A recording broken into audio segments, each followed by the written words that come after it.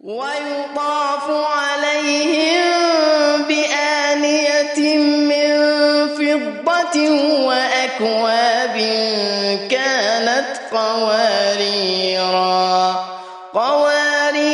من فضة قدروها تقديرا ويسقون فيها كأسا كان مزاجها زنجبيلا عينا فيها تسمى سلسبيلا.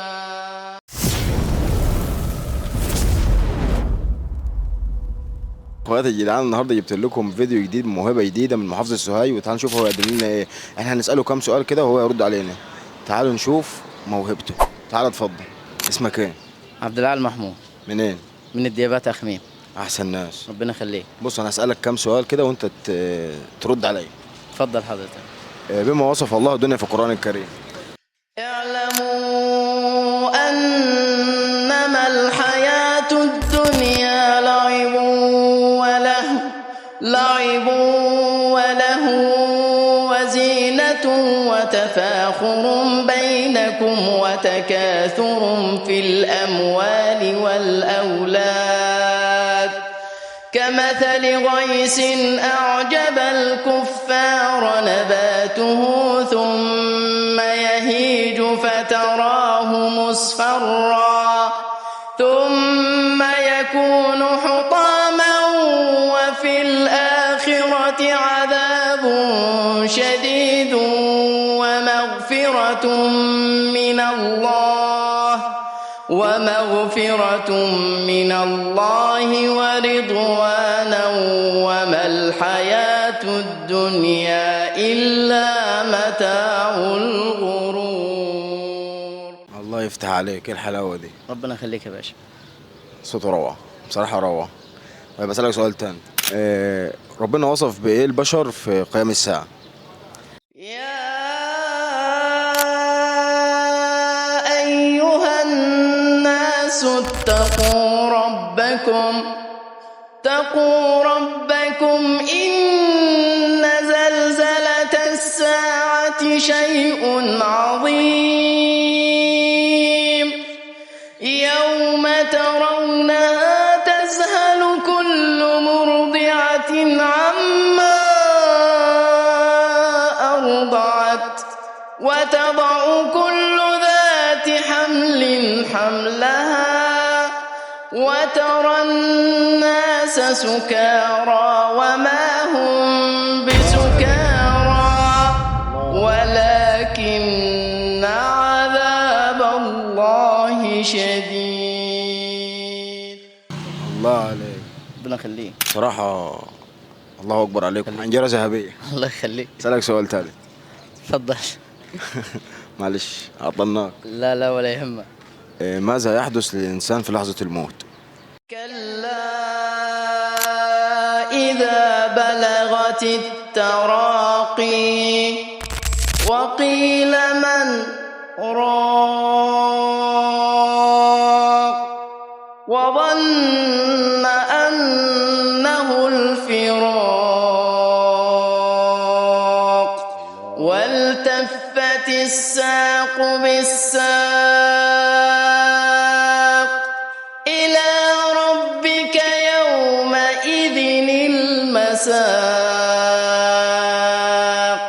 فلا صدق ولا صلى ولكن كذب وتولى ثم ذهب إلى أهله يتمطى أولى لك فأولى ثم أولى لك فأولى أيحسب الإنسان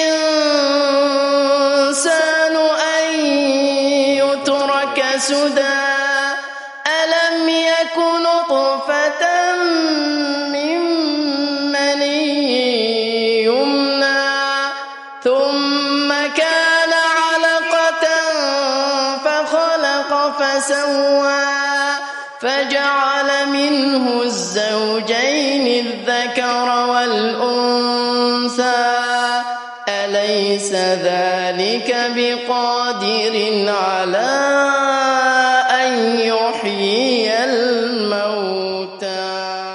الله على الخشوع، الله على الخشوع، الله. ربنا يخليك. والله انا ما عارف اقول لك ايه.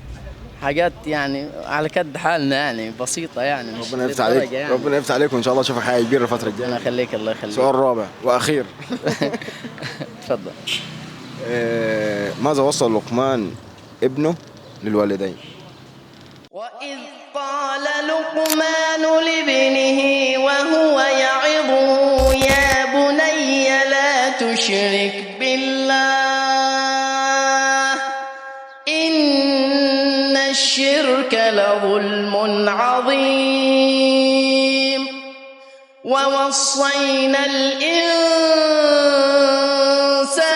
بوالديه حملته أمه وهنا على وهن وفصاله في عامين أن اشكر لي ولوالديك إلي المصير. وإن جاهداك على أن تشرك بي ما ليس لك به علم فلا تطعهما وصاحبهما في الدنيا معروفا واتبع سبيل من أناب إلي ثم إلي مرجعكم فأنبئكم بما كنتم تعملون. صدق الله العظيم. الله يفتح عليك. الله يخليك تسلم. انا كده ما عنديش اسئله ثانيه عشان ما تجريش ورايا في الشارع. لا ولا. مبسوط اني اتعرفت عليك واستمر، وباذن الله اشوفك حاجه كبيره الفتره الجايه. ربنا يخليك يا رب. وليا الشرف ان انا صورت معاك والله. الله يخليك تسلم بارك الله فيك. ربنا يخليك. الله يخليك تعيش فرصة سعيدة.